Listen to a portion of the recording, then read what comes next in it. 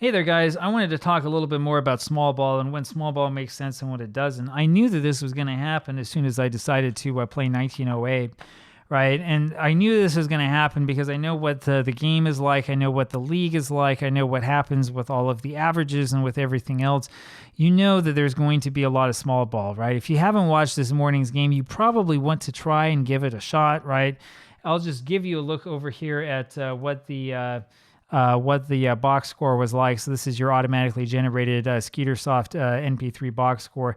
Cubs, of course, now are at 16-5. Pirates are at 11-10. They're 5 games out of first now, and they're starting to sink a little bit. Really exciting 11-inning ball game. But when you're not getting any base hits, and especially if you know that there's a chance that the opposition is going to make an error, it makes sense to sacrifice. And so here we saw 1, 2, 3, 4, 5 sacrifice hits, not counting other attempts at sacrifices that turn into base hits and 2 sacrifice flies, right? In addition, there were 1, 2, 3, 4, 5 stolen bases and 1, 2, 3, 4 men caught stealing, right? You would look at that. If you were going to put your analytic eyes on and you look at this sort of result, you would say, well, they're stealing too often and they're sacrificing too often as well, right? We should be playing station-to-station baseball. But what you don't see when you look at this is what's happening in these games. That's the thing that's so difficult to understand, right? It's easy to look at this and to look at, general larger term statistics and say, well, of course, it would be foolish to bunt. Why would we give up, an at-bat to potentially, have something good happen? But, that as long as they make the play naturally, that something bad will happen, right? Or you could say as well, why even try to steal a base, right? It makes no sense to steal a base, right? Naturally, you wouldn't want to do that. It's foolish, and on and on and on.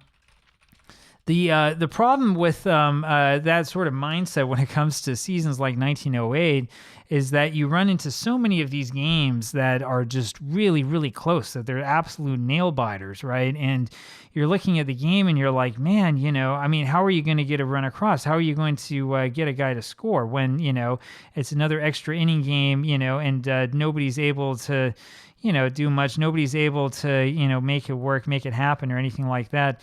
As I talk with you, I'm kind of looking here to see if I can find anything in terms of a real life example of this. It's hard to find games from this era that have full play-by-play.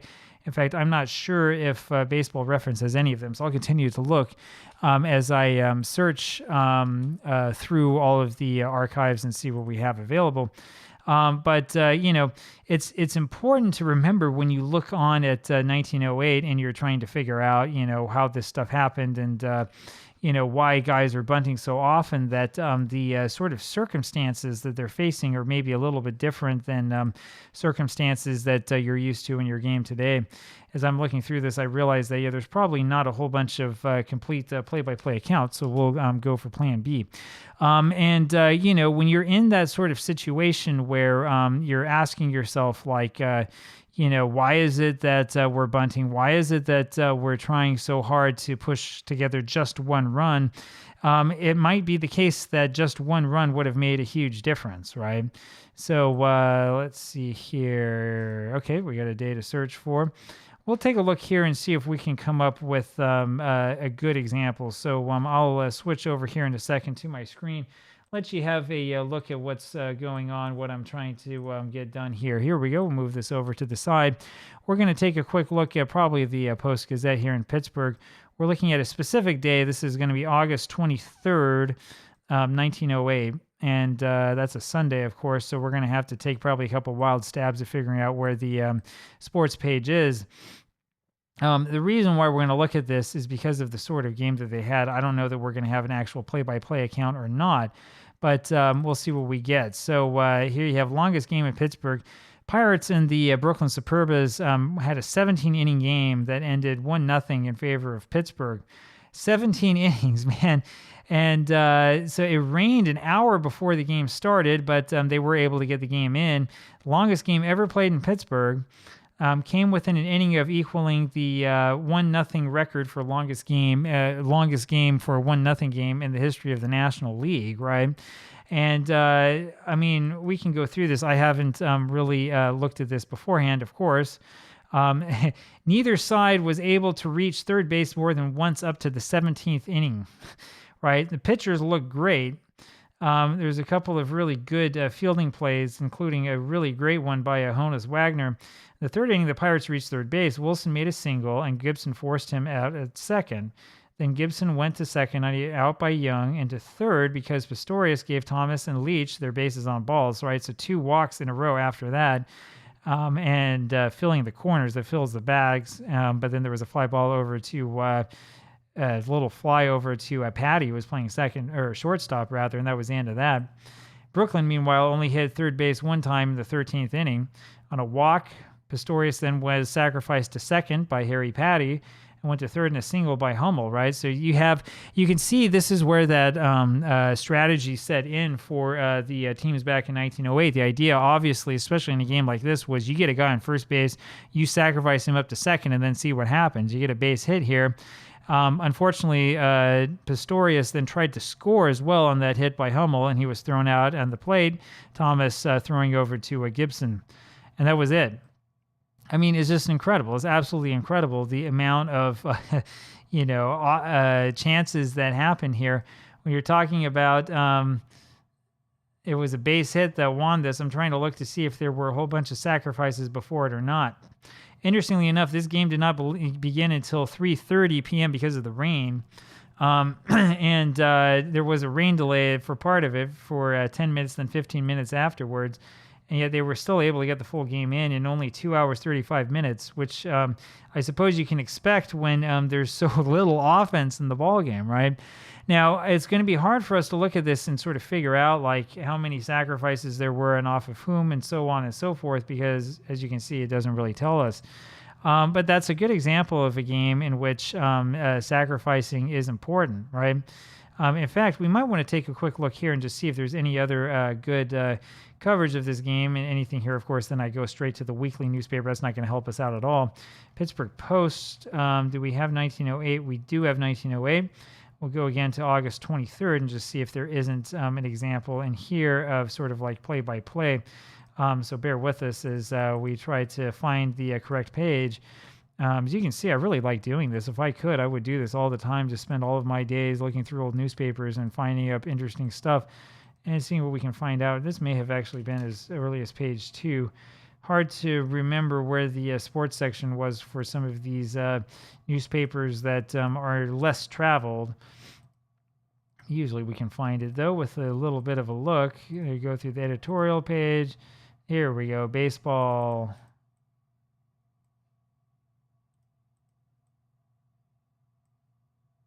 And that was a first page story actually there. So we'll have to go back to page 1. There's just such a big news that they put this up here. Probably, yep. Pirates conquer Brooklyn's team in record siege.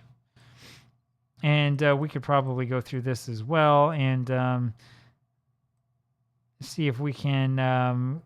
It was a story of the battle. And I'm just looking really quick to see. They continued on page 1. I have to remember what that page was. Yeah, it was page 11 is what they mean. Okay, so this is actually play-by-play of this game.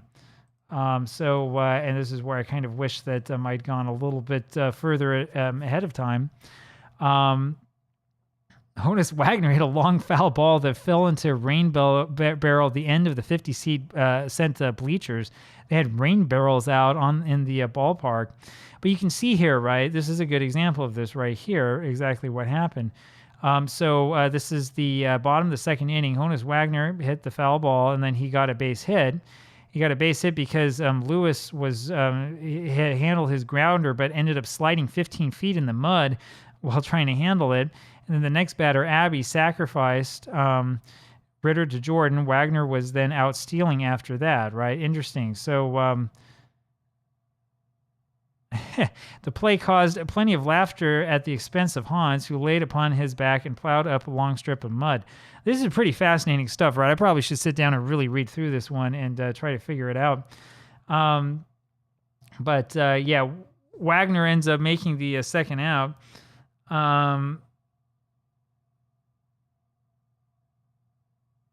And yeah, when I'm looking at this, I'm guessing the Ritter was the catcher for the Dodgers. I should know this off the top of my head since I play with them, or for the Superbas. Sorry, he was. So what happened here is Wagner was apparently sacrificed to second, and then was out stealing third. Yeah, the throw goes over to Sheehan, the third baseman, and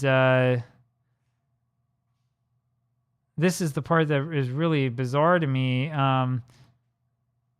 There's got to be something that's missing here because they hop up to the third inning. Anyway, you can see here again, right? Stork for the Pirates, who's hitting seventh, gets a base hit, and then he's forced because Gibson tries to bunt, and that his attempt to sacrifice resulted in a life. Who wrote this? Anyway, there you go. But you get an idea here as you start looking into like exactly what happened with these play-by-play records. You're going to see over and over again, like guys being caught stealing, Owen Wilson, or guys trying to sacrifice like right away. Anyway, real fascinating stuff. I probably should spend all of my time not making videos, but instead volunteering over there for a retro sheet. But, you know, you sort of see what I'm talking about, right? When you're looking at these games back then, I mean, pitching was so powerful, plus the elements and other things made it just really, really advantageous for guys to try to take the game to the defense, to bunt more often, to try to run a lot more and try to force the defense into making mistakes. I would argue that probably part of the reason why you're seeing 1908 is such a big pitchers era is because fielding had improved by then. I'm guessing that there were probably some advancements in fielders' gloves. In fact, this might be an interesting thing to research. But I think that what was happening is the guys who were playing the game still had sort of an older mindset and were used to fielding not being quite as good. Anyway, sort of one man's opinion, right? And that's probably why you're seeing so much stealing and so much bunting and so on and so forth. But if you play this game in a simulator, you will notice after a while that if you don't bunt and if you don't try to steal, the game will go on forever. I mean, guys will continue to hit fly balls to the outfield or ground into force outs. And I mean, you've got to do something when you have a runner on base. That's the point that I want to make. So there you have it. It's going to be really interesting if we ever do get full data for 1908 to look at things like, you know, how did guys hit with the bases empty, right? And because that will tell you whether, you know, this is all because of sacrifice bunts or not. There you have it in that one, and this is going to be a lot of fun. It's probably one that is worth reading through in a little bit more detail. I'll talk with you again later. Talk to you then. Bye.